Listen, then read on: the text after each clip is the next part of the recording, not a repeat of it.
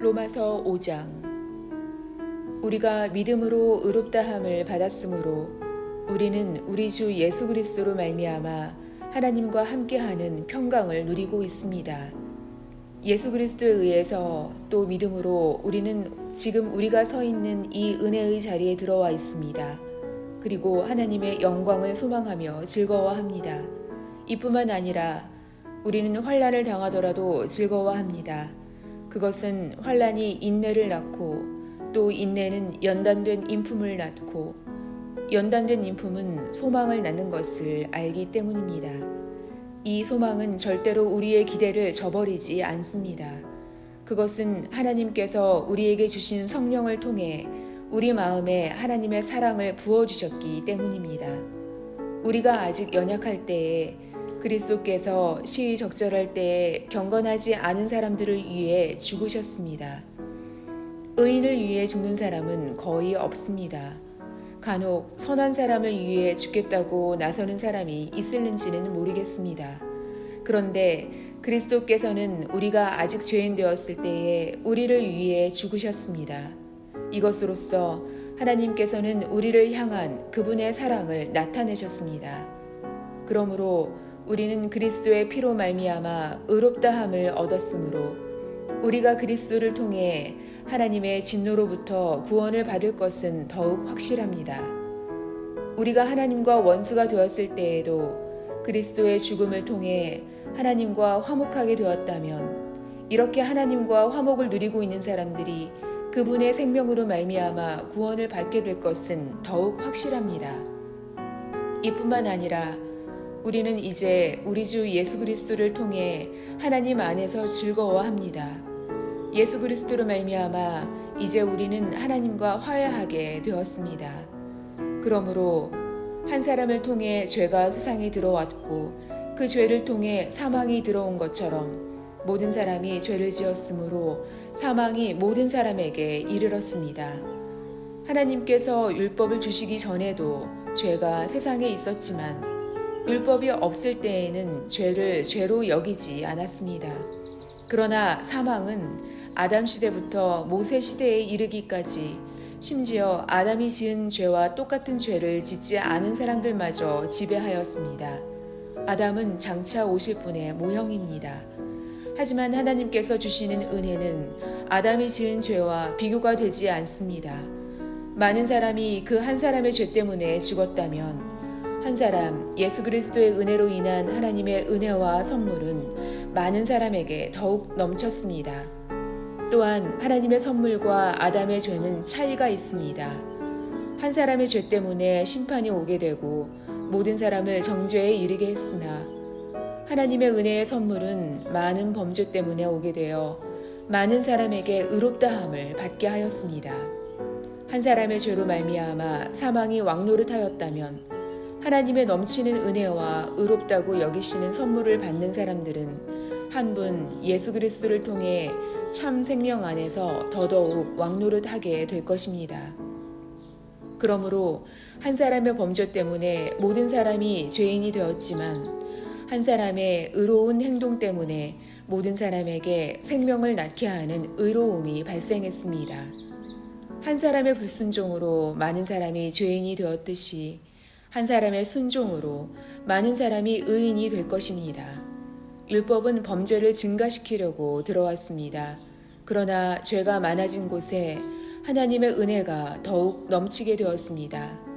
죄가 사망 안에서 왕노릇하였듯이 은혜는 의를 통해 우리 주 예수 그리스도로 말미암아 영생을 얻기 위해 왕노릇할 것입니다. 로마서 6장. 그러면 우리가 무슨 말을 더 하겠습니까? 은혜를 더하게 하려고 계속 죄를 지어야 하겠습니까? 절대로 그럴 수 없습니다. 죄에 대하여 죽은 우리가 어떻게 죄 가운데서 살 수 있겠습니까? 여러분은 우리가 그리스도 예수와 연합하는 세례를 받았을 때에 그분의 죽음과 연합하는 세례를 받았다는 사실을 알지 못합니까? 그러므로 우리가 죽음에 이르는 세례를 받음으로 그리스도와 함께 묻힌 것은 그리스도께서 아버지의 영광으로 죽은 자들 가운데서 다시 살아나신 것처럼 우리도 새 생명 가운데서 살기 위함입니다.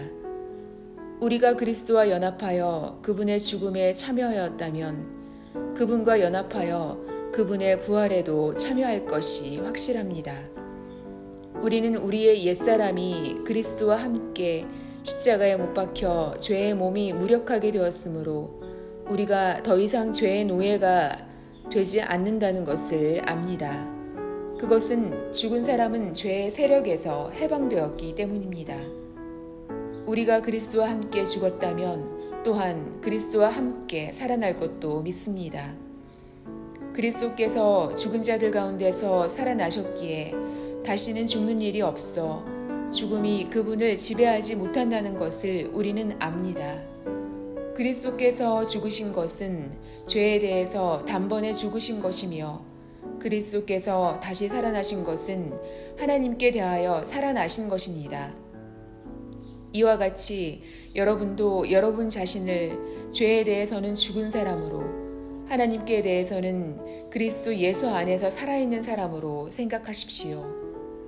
그러므로 죽게 될 여러분의 몸에 죄가 왕노릇하여 몸의 욕심을 따라 살지 않도록 하십시오.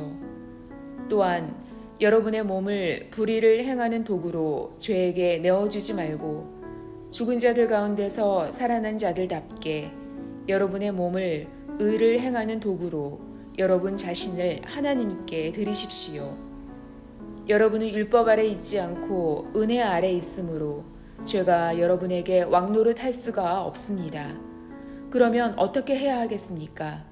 우리가 율법 아래 있지 않고 은혜 아래 있다고 해서 죄를 짓자는 말입니까? 절대로 그럴 수 없습니다. 여러분이 어떤 사람에게 복종하여 여러분 자신을 그 사람에게 바치면 여러분은 그 사람의 종이 된다는 것을 알지 못하십니까? 여러분은 죽음에 이르는 죄의 종이 될 수도 있고 의에 이르는 순종의 종이 될 수도 있습니다. 그러나 하나님께 감사할 것이 있습니다. 여러분이 전에는 죄의 종이었으나 전수받은 가르침에 본에 전심을 다해 복종함으로써 죄로부터 해방되어 의의 종이 되었습니다. 여러분의 육신이 연약하기 때문에 일상적인 말로 예를 들어 말하겠습니다. 여러분이 전에는 여러분의 몸을 더러움과 불법의 종으로 들여 불법을 행했습니다. 그러나 이제는 여러분의 몸을 의의 종으로 들여 거룩함에 이르십시오. 전에 여러분이 죄의 종이었을 때에는 의의 다스림을 받지 않았습니다. 그때 여러분이 얻은 열매는 무엇입니까? 지금에 와서 부끄러워하는 그 일들의 마지막은 사망이었습니다. 그러나 이제는 여러분이 죄에서 해방되어 하나님의 종이 되었습니다. 그리하여 거룩함에 이르는 열매를 맺고 있습니다. 그 일의 마지막은 영생입니다. 죄의 대가는 죽음이지만 하나님의 선물은 우리 주 예수 그리스도 안에 있는 영생입니다.